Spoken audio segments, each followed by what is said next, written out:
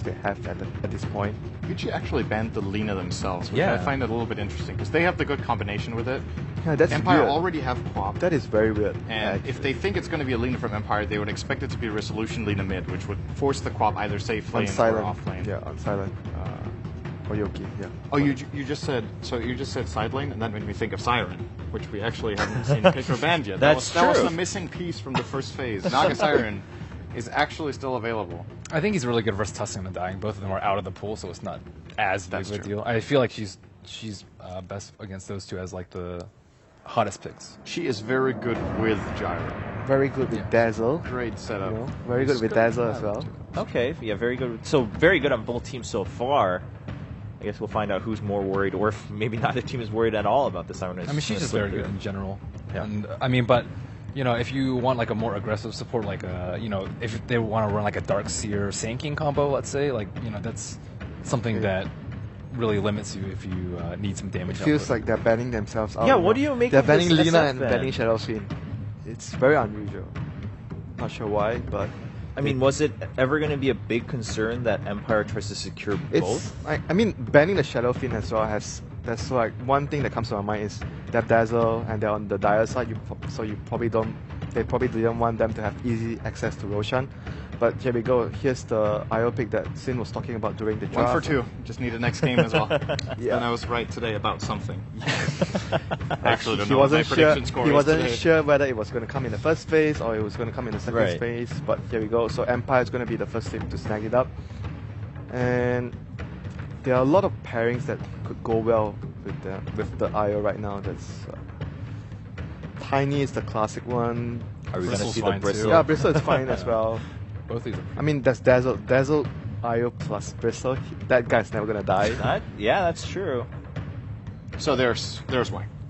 That's why they banned Lina. Okay, so they are actually going to try and push, like Dragon Knight and Gyro, like push very heavily early with the ultimate from Dragon Knight, and okay, that's the Tiny. Okay. Well, I'm guessing. So the reason this is a little bit weird, so they banned 2 heroes that lane really well against Dragon Knight in Shadowfiend and Lina, but they're still a Quap. But maybe they just feel more confident putting Dragon Knight against Queen of Pain than those two. I think Dragon Knight can go alright with Queen of Pain with the CM aura, and with the recent introduction of damage reduction with the breath, Yes. he can actually deal with Queen of Pain much better now. Yeah, but at the same time, I don't think their supports are well equipped to deal with it. Yeah, but at the same time, I feel it might actually not be a Queen of Pain in middle lane. It might be a IO Tiny and the Quap will be on safe lane, you know. So Dragon Knight might have a lot of trouble if that happens. I mean, Ben, how are you feeling about Vici's draft? Because you were talking about the Dragon Knight being employed for an earlier push strategy. I mean, for Empire, I think their draft is just simply a lot better. They didn't have to. They don't even have to worry about the Wyvern pretty much because core Rubik and Crystal Maiden is pretty much non-existent. So they got away with the free IO pick with banning out 2 heroes that are also like pretty decent versus their lineup. So in effect, they got like more bans than they really have right now. You don't think offlane Wyvern is a thing for Vici? If they wanted to. I don't think it would do well at all versus Queen of Pain, and I think they would pretty much win 2. Yeah, if games they're on the spot. expecting it to be confident. Right. And like their supports, I think, are ill-equipped to deal with the Tiny Wisp. And you want like a Disruptor, a Winter Wyvern, maybe a Tusk, or heavy AoE. Like Gyrocopter is decent, but Shadow Fiend with a mech is also pretty good at dealing with it. And I just don't think they have too many solutions for it right now. I think they need something to deal with reload. They need initiating hero. Tide could have been nice, but And Empire reading that right away and banning the Tide. This is like one of the. It's like there's not much choice left. They have to pick something that is going to start the fight for them because it's going to be difficult for the rest of the team to make a first move. Like Clockwork is definitely one of the few better heroes like doing that, and Empire is going to go for their classic off-lane Earthshaker or Sand King. So in this case, it will be the Earthshaker. Yeah.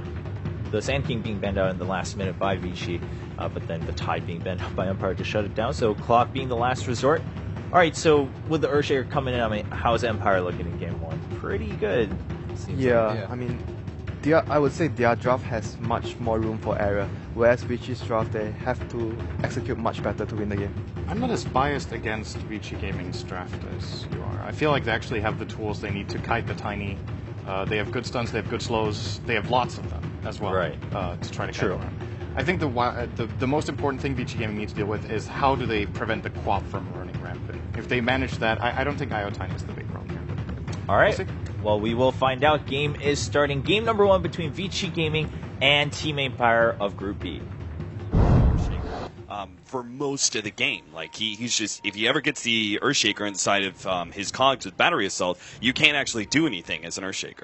Oh, most definitely. Like if I'm an Earthshaker off lane, and I see a Clockwork on the other team, it's just annoying to play in general. And the other thing that we should consider is that Rubik, if you give up a Rubik Fissure, especially with the type of lineup that Empire have, it's going to be so hard for them to play against. Because one of the harder counters to the Queen of Pain, especially for setups, is having the Fissure, right? You can Fissure, then the Rubik can walk in, lift, and then the Crystal Maiden can Frostbite, and it's pretty much a free kill. So I kind of want to see Silent not build typically, which is the whole, what is it, like a lot of people just go Orchid off the bat.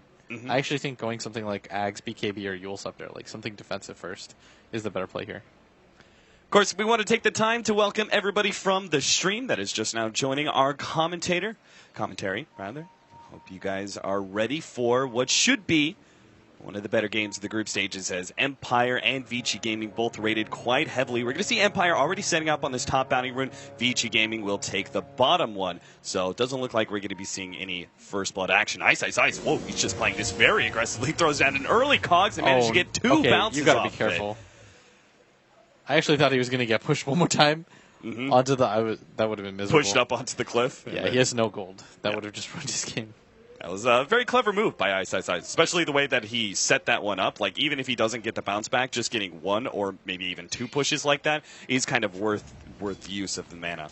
Now, our middle lane is going to be Super facing up against his Resolution, Aloha Dance, Tiny Whisk combination. Of course, he's not going to be alone. Fenrir is going to be spending a lot of time bouncing in between jungle and moving into lane, as I'm sure Super is going to need the help.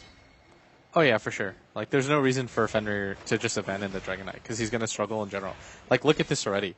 This is what we were talking about when we first saw the draft, is that the Dragon Knight does okay, but it's really deceptive. Like, it's not actually that great of a matchup. And so I'm pretty interested to see that. A lot of bottle crowing is what Super has to do, because he has to stay at pretty much max HP, and even then he can't really get too close to the Tiny Whisk combination. He's going to have to just spam out a lot of Breathe Fires. Now, there is going to be some recovery gold to be had. As Fenrir is farming up the creeps, he's also stacking them. So he's killing the bigger creeps, but the smaller creeps are stacking up. I'm sure that'll be something Super is able to farm a little bit later with his Breathe Fire. Meanwhile, at top lane, Ice is dealing with a very difficult lane. 2 different ranged heroes and 2 different slows on top of that, as Always Wanna Fly has gone for the more offensive build, level 1, as why would he need Shallow Grave or Shadow Wave in this matchup anyway? Yeah, for sure. And for me, personally, Empire is just a team of polar opposites when compared to Vici Gaming. And it just feels like Empire have their number. Like, I think the last few times I've cast them, it's always been Empire that wins this matchup. And I think it just comes down to the playstyles. Like, Resolution is a completely different mid than Super, right? Like, Resolution likes to play incredibly aggro heroes that soak up a lot of farm. Ice likes to play like the playmaking mids and stuff like that, but this might actually be first blood here. Yeah, Aloha Dance, he actually snagged that haste rune. They're going to go for Ice, who trapped himself in the cogs, is trying to get away now, but the haste rune plus the extra movement speed on the tethered Tiny is allowing them to keep in pace. Ice goes for the deny. Oh, Aloha Dance actually snacks the first blood there. I was giving him mana too. Right click, and now Fenrir has enough mana. He's actually going to turn around, get off another Crystal Nova, but he will die as well. Aloha Dance secures a double kill. The tower hit will actually finish him off in the end.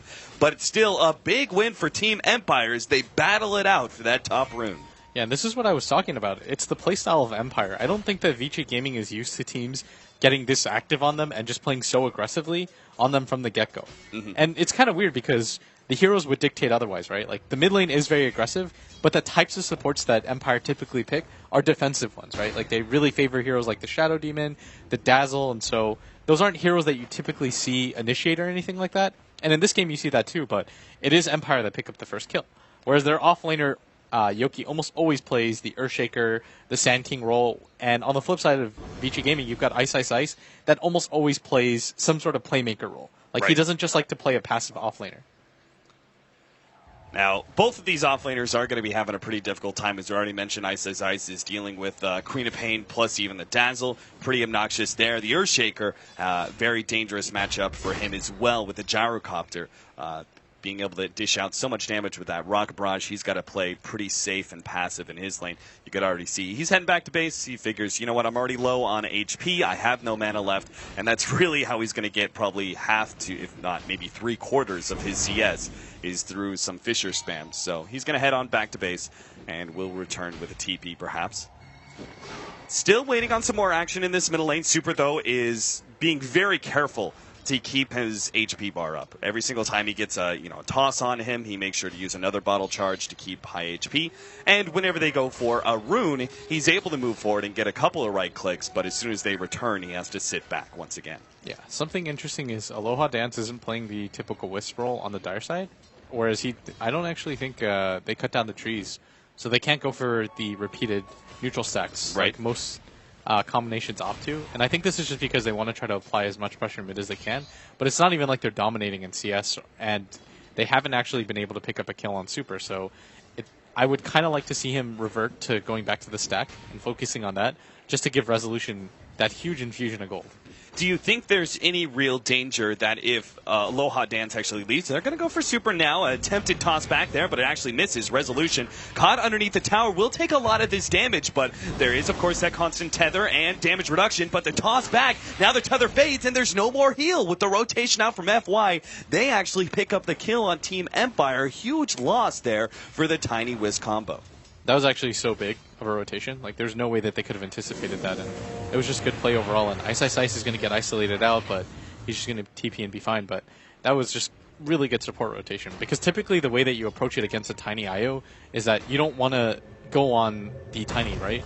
But they just did it in such a way that there was no response possible, and Resolution forced down to this bottom lane, but they don't even get the kill on him, and so this is just wasted time. Yeah, kind of weird rotation.